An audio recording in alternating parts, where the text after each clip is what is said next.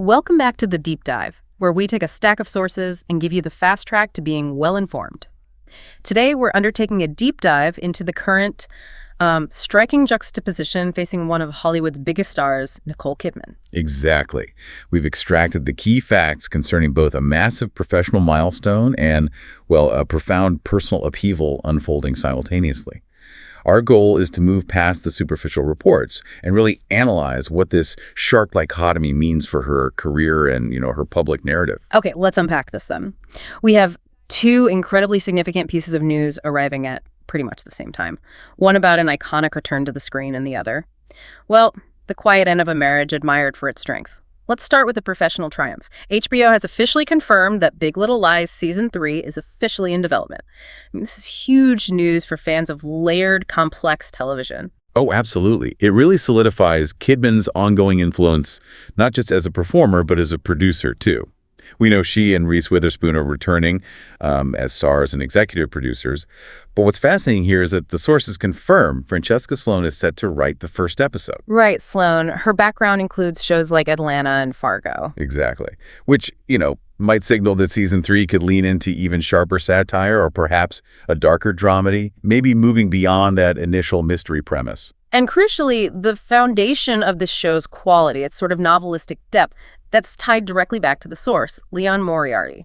So fans aren't just getting a revival, they're waiting for her new material, which really drives the direction of the Monterey Five's complicated lives. Yeah, that's a good point. Yeah. It ensures the return isn't just like a cash grab, but a genuine continuation of that complex quality we saw before. So while the professional narrative is one of clear, celebrated success, our sources simultaneously reveal a deeply contrasted personal situation. Alongside this commitment to a demanding new production, the personal breaking news emerged.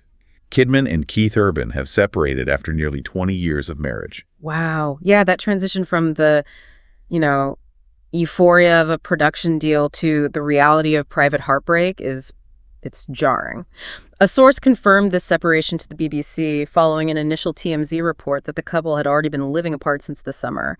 How reliable are these reports, though, that Kidman specifically did not want the separation? And how does that detail sort of color the public perception of the news? Well, that specific detail, like Kidman reportedly resisted the split. It's noted pretty consistently across our sources. Yeah. And yet instantly changes the narrative. It goes from maybe a mutual parting to one of profound disappointment, potentially. And it's particularly surprising given the historical resilience of their relationship.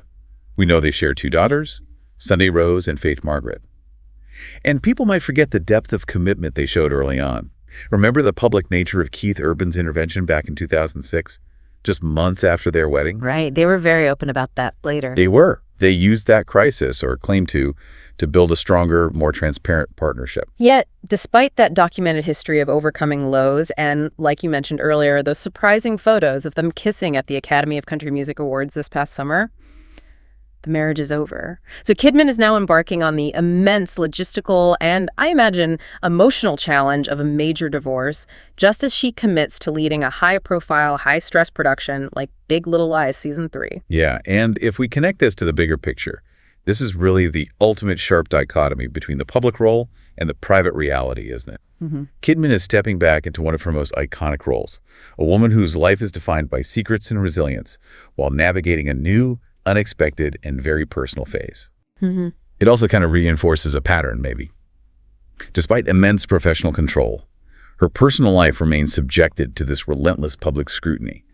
It echoes the attention paid to her previous marriage to Tom Cruise. It definitely reminds us that behind the brilliance of the roles and the glamour of the premieres, there are real lives. And often, the most exciting career moments collide head-on with the deepest private turmoil. So what does this all mean for you, the listener? The sources kind of leave you torn. You're anticipating the thrilling, fictional dark web the Monterey women will inhabit, while simultaneously processing the surprising, real-life end of an admired Hollywood relationship. So the provocative thought for you to mull over is this. How much does the real-life resilience, and maybe even the pain an actor experiences, inform the deeply layered characters they portray on screen, like those women in Monterey? Thank you for joining us for this deep dive. We hope you feel well informed and ready to explore this further.